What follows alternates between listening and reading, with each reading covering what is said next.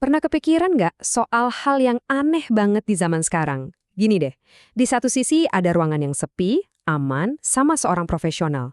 Tapi di sisi lain ada panggung media sosial yang, ramenya minta ampun. Kenapa ya tempat yang katanya aman itu justru terasa nakutin, sementara kita malah dengan santainya, bahkan bangga, memamerkan luka kita di depan semua orang? Kenapa kita lebih milih jualan air mata di medsos, tapi lari terbirit-birit dari psikolog? Coba kita bedah satu-satu ya. Ruangan psikolog itu kan harusnya tempat paling aman. Ada kode etiknya, kerahasiaan dijamin. Tapi entah kenapa buat banyak orang, melangkahkan kaki ke sana itu kayak ngasih stempel ke diri sendiri, gue rusak. Nah, sebaliknya, layar HP yang nyala terang, penuh notif, penuh komen sabar ya kak dari orang yang nggak kita kenal sama sekali, itu kok rasanya lebih aman ya? Aneh kan? Nah, ini dia pertanyaan utamanya. Kenapa kita lari dari penyembuhan yang beneran, tapi malah ngejar-ngejar perhatian yang umurnya cuma beberapa jam? Yuk kita coba telusuri bareng-bareng jawabannya. Petunjuk pertama kita, ini ngebawa kita ke sebuah benteng yang super kokoh di masyarakat kita. Benteng yang namanya kurang iman. Ini nih salah satu tembok paling tinggi yang ngehalangin orang buat nyari bantuan soal kesehatan mental. Dan senjata utama di dalam benteng itu, kata-kata. Kalimat-kalimat yang kedengarannya religius banget, tapi sebenarnya beracun. Kamu itu kurang dekat sama Tuhan. Atau, coba deh lebih banyak bersyukur, jangan ngeluh terus. Sadar nggak sadar, semua beban, semua kesalahan, dibalikin lagi ke diri kita sendiri. Jadi masalah utamanya itu ada di sini, sebuah fenomena yang bisa kita sebut diagnosa spiritual. Maksudnya, ketika depresi, cemas, atau masalah mental lainnya itu nggak dilihat sebagai kondisi medis yang butuh diobati, tapi malah dianggap sebagai tanda kegagalan iman. Kalau udah begini, pergi ke psikolog itu rasanya jadi kayak kita lagi mengkhianati kepercayaan kita sendiri. Berat. Hasilnya, ya kita kabur. Kita lari ke internet. Kenapa? Karena di sana kita bisa ngeblok orang-orang yang ngejudge kita. Di internet, kita itu nggak nyari obat. Kita cuma nyari pembenaran. Nyari orang yang bilang, iya, kamu berhak kok ngerasa kayak gitu. Oke, petunjuk kedua. Sekarang kita masuk ke panggung digital, tempat di mana penderitaan itu udah jadi semacam mata uang baru yang nilainya tinggi banget.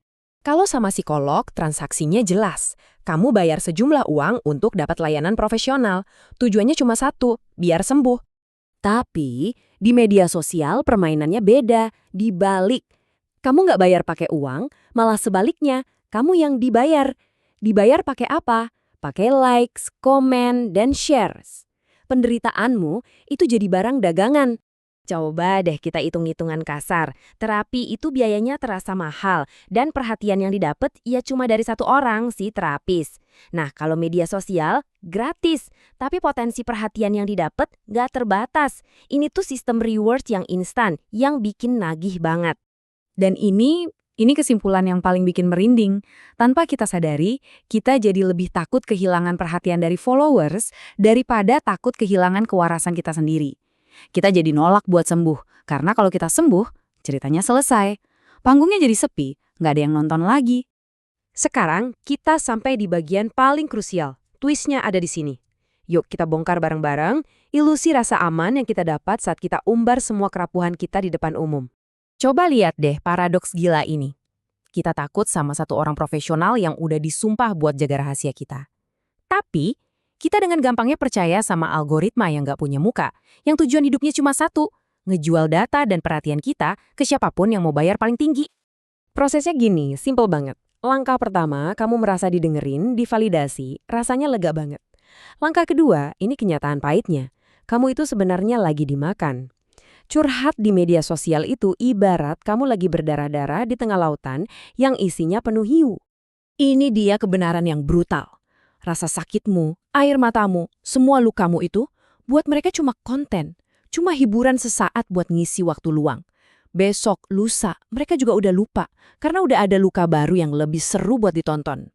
Nah, semua petunjuk tadi akhirnya ngebawa kita ke sini, ke sebuah kesimpulan akhir yang ujung-ujungnya cuma soal satu pilihan mendasar, mau sembuh atau mau tetap relevan. Ini beda utamanya. Psikolog itu maksa kamu buat ngelakuin pekerjaan yang paling susah, ngelihat ke dalam diri sendiri. Sementara media sosial ngasih kamu filter, biar kamu bisa terus bersembunyi. Kamu bisa menciptakan kesedihan yang estetik, tapi nggak pernah benar-benar menyelesaikannya. Jadi mungkin, pada akhirnya, ketakutan terbesar kita itu bukan sama psikolognya. Kita itu sebenarnya takut sama apa yang bakal kita temuin di dalam diri kita sendiri kalau kita benar-benar berani buat ngaca. Tolong, ingat ini baik-baik. Luka itu bukan konten. Penderitaanmu itu bukan tontonan.